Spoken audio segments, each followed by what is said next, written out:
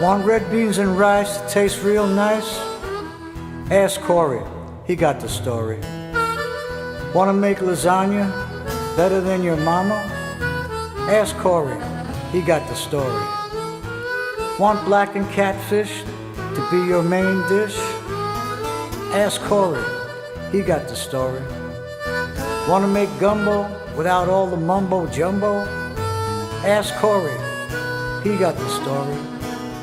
Want a king cake that ain't no fake? Ask Corey, he got the story. Want to make a poor boy that'll bring your mouth joy? Ask Corey, he got the story. Corey Rocan, Food 411.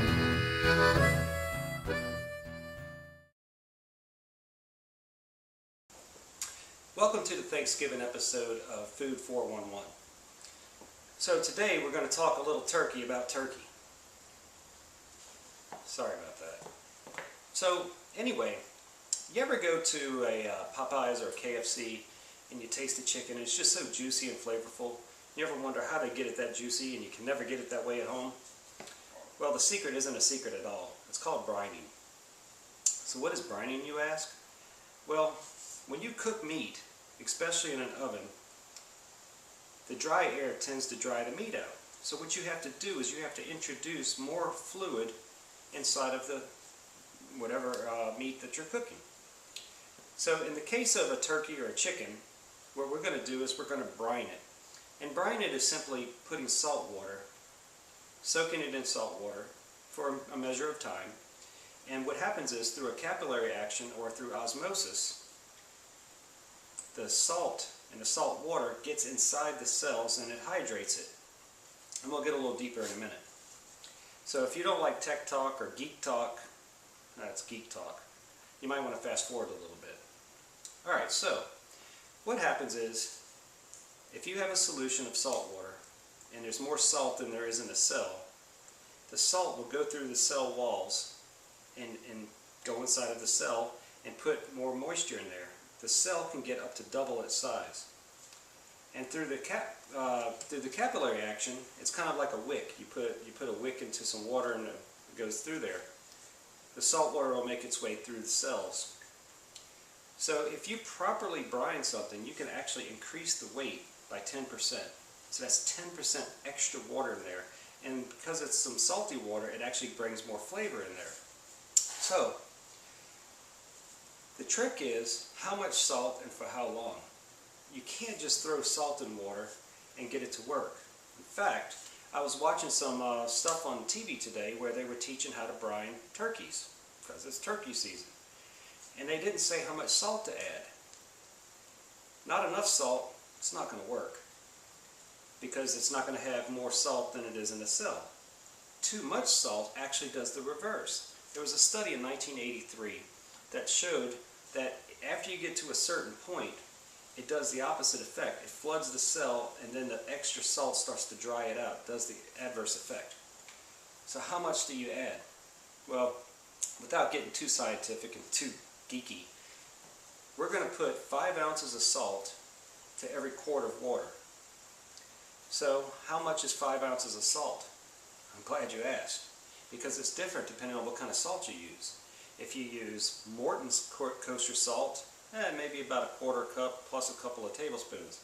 You could use Diamond brand, you could use table salt. All these different salts have different amounts for the same, for how many ounces it is. So what we're going to do is we're going to actually use a scale to measure to show you exactly how much is 5 ounces for a quart. Now, the second thing is most shows will tell you to brine your turkey into a big tub.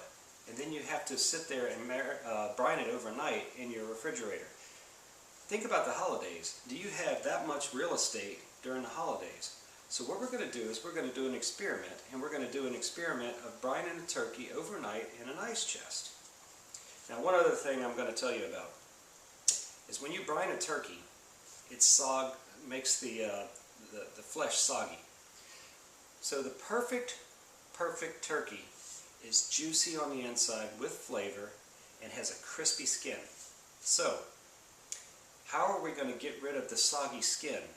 Now, like I said, I was watching TV earlier this morning, and they brined the turkey, and I was watching very carefully because I wanted to see what the skin looked like. And at the end of the show, they're cutting into the skin, and it's malleable. So what we want is crisp. So I'm going to show you a secret on how to get it crispy after brining. So we are going to have the perfect turkey. So if you're the person that makes the turkey in your house, you're the one that wants to watch this. This will be your secret. Don't let anybody else watch this. They'll know your secret. So if you're the turkey cooker, you watch this and delete it. Got it? Got it. Alright, now it's time for a little math. So what we have to do is we need to get our salinity to about 19 parts per million. So that equates to about 5 ounces per quart of water. So what is 5 ounces of salt? Well, like I said before, it depends on what kind of salt that you have. So what we're going to do is we're going to use a scale, and we're going to figure out how many ounces we need. But first, we need to figure out how many gallons of water that we're going to use. So for me, I'm going to do this in an ice chest, and I have a 40-quart ice chest, so 10 gallons. So I'm going to fill it about halfway full of water, so that's 5 gallons, that's 20 quarts, so that equates to about 100 ounces of salt. So I've got these 2 boxes of Morton kosher salt, so we're going to put these in here and see what we get. Now, I told you about the study in 1983. There was another study in the 2000s that said that you could use about half this much salt and get the same result. So what we're going to do is, because we're using a cooler and we're using ice, and the ice, as we add ice, it's going to dilute it. We're going to go with the heavy side of this, and we're going to go with the 19%. And if we have to add some ice, that's okay. This is a lot of salt. Just for effect, the average ocean is about 3.5 parts per million, and we're doing about 19. Alright.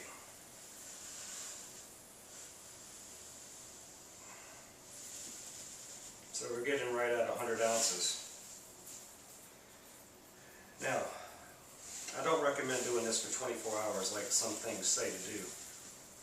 We're doing this with a high salt solution to get it just right. You're supposed to do it about 1 hour per pound of meat. At a minimum 30 minutes per pound. I wouldn't recommend doing this over about 8 to 12 hours. So we're doing this late at night. We're going to get it out first thing in the morning and we'll be just fine. So we've got just about 100 ounces of salt. So let's go out and add it to the turkey.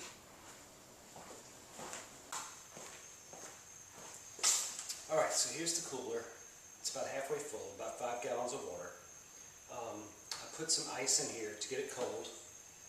I have a temperature gauge in here, keeping it, it's about 36 degrees. So the key is you want to keep it below 40 degrees, so keep your eye on this. After you put this in, keep some ice on it, keep it cold. So let's add our salt.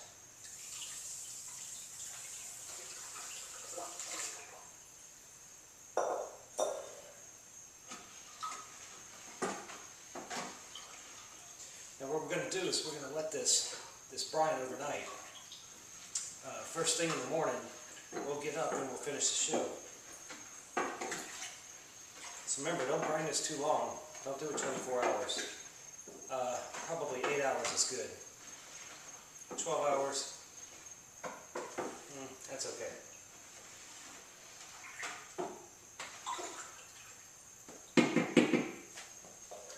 Alright, so we're going to put our turkey in. Sorry.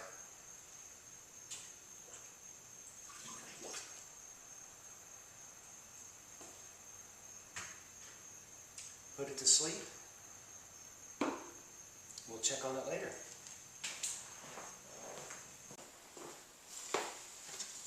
Alright, so it's the next morning and the turkey is finished brining. It's been about 12 hours or so. So if you are one of the people that want to fry your turkey, we're going to have to part ways. I've given you all the help and assistance that I can. So your turkey should be nice and flavorful.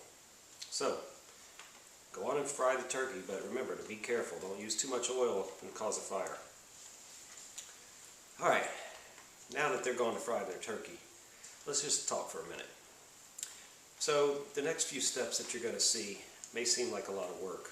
Or you say, alright, now that I've brined the turkey, I'm going to use my old regular family recipe. Okay, but let me caution you for a second. You may think it's a lot of work, but let's say that it's after Thanksgiving, and they say, well, what did you do for Thanksgiving? Oh, I went over to Aunt Jan's house. Well, how was the turkey? It was okay. If that's what you want, then do it the old way. If you want to be the legend, then let's do it a different way. I think every family has a legend in their family. For me, it's my grandmother. So we're going to see if we can make the ultimate turkey, the one that legends are made out of. So that's what we're going to do.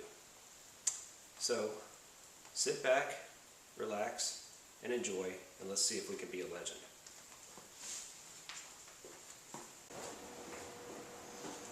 Alright, so once you get your turkey out, you want to dry it off very, very, very well. Make sure you get all the moisture off the outside of the turkey.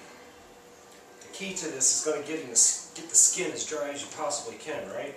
It's been soaking in water overnight, so there's water all up inside there, everywhere. So the only way that we're going to get this really crisp is if we get the skin dry. Now, just patting the outside isn't going to cut it. This is step one.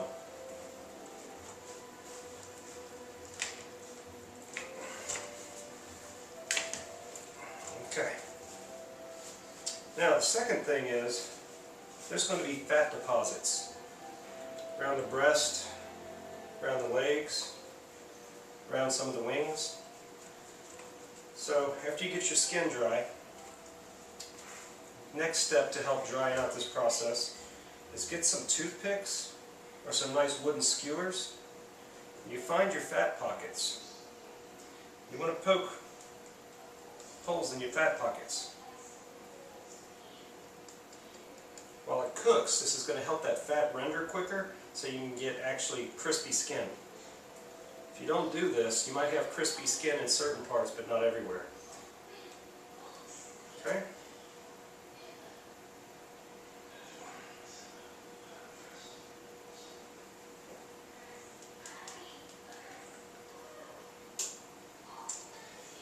Alright. Now for the next trick.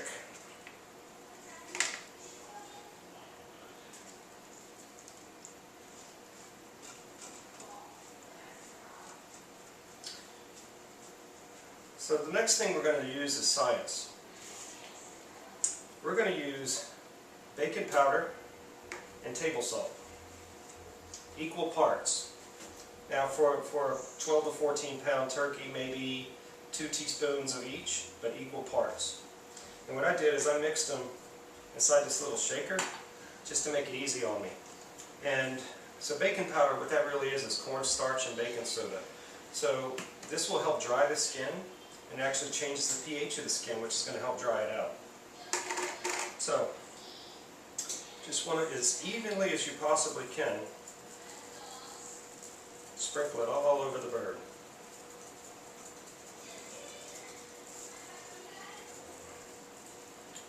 Then after you get it on there, just kind of rub it in.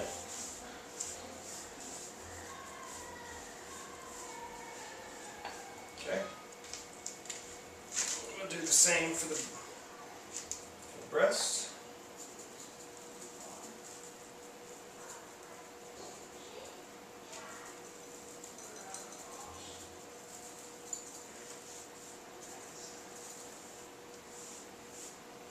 Bet you've never done this before.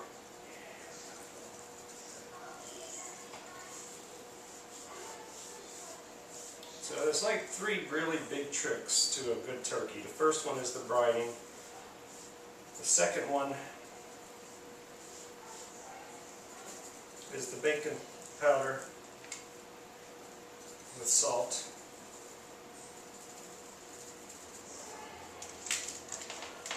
And then the third you're going to see in just a second. Now when we roast our bird, we want the breast side to be down. All of your juices and everything will flow down and it'll help keep it moist. I'm just going to get a little bit on here.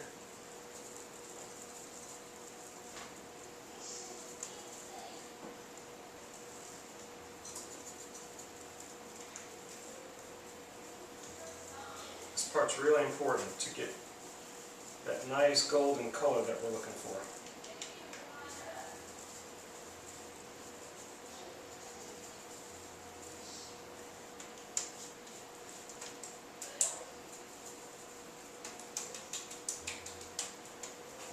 Okay, now for the third trick.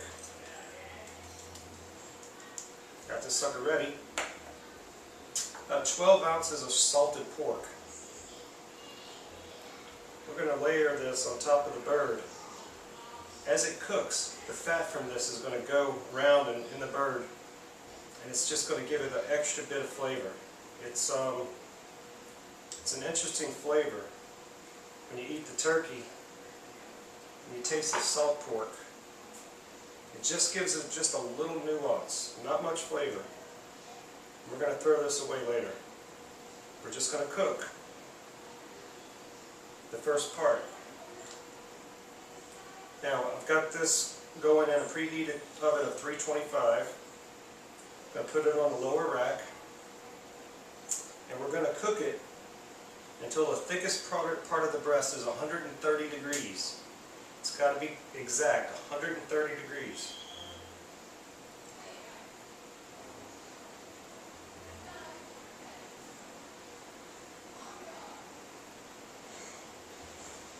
Alright.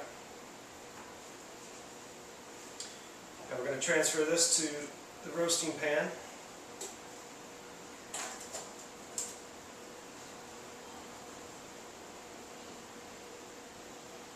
And that's it. I'm going to put this in for about 2 hours. When it gets 130 degrees, I'll be back. So the breast just started beeping at 130 degrees. So I just pulled it out. I'm going to take the salt pork.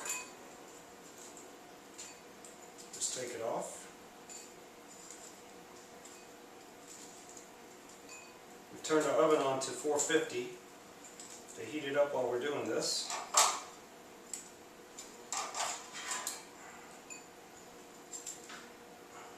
So now all we want to do is really just get it nice and pretty.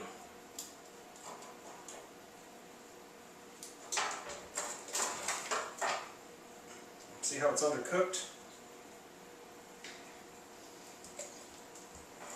Undercooked but very juicy.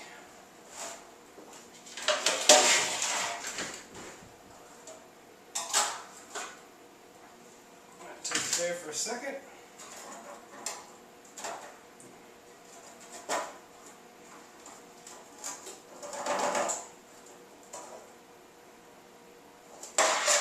Just all this fat here. I'm going to reserve these pan juices.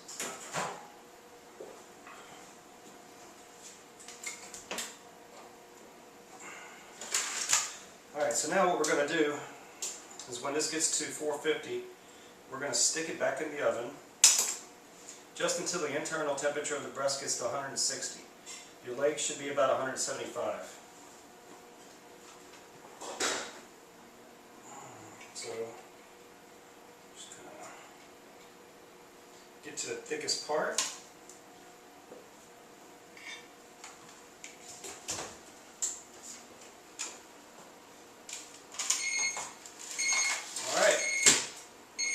See you back in about 45 minutes. Alright, so we've transferred this to a cutting board and then let it rest for 30 minutes. The skin is nice and crisp, just like you want from a fried turkey. So let's cut it open. Oh, this thing is just so moist. Juices are coming out.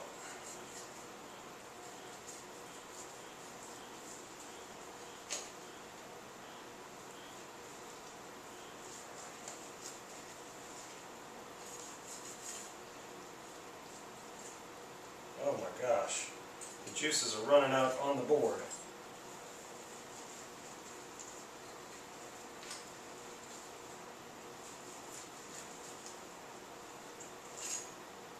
This is what you want for a perfect turkey. So, this Thanksgiving, you guys enjoy.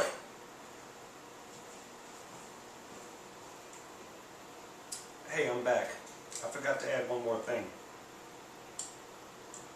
When you taste this turkey, the flavor is throughout the entire thing. So I just cut a piece way deep down. You can taste all the subtle saltiness and the flavor all the way down. And the skin is nice and crispy. Good stuff. Till next time. See you.